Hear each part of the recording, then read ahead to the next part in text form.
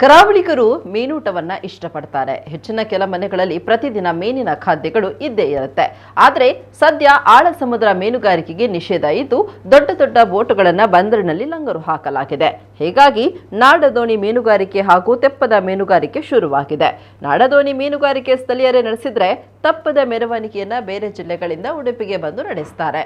ಸದ್ಯ ಪಡುಗೆರೆ ತೀರದಲ್ಲಿ ತೆಪ್ಪದ ಮೀನುಗಾರಿಕೆ ನಡೆಸ್ತಾ ಇದ್ದಾರೆ. ಪ್ರತಿ ತೆಪ್ಪದಲ್ಲೂ ಪತಿ ಪತ್ನಿ ಇಬ್ಬರು ತೆಪ್ಪದಲ್ಲಿ ಮತ್ಸ್ಯ ಬೇಟೆ ನಡೆಸ್ತಾ ಇದ್ದಾರೆ.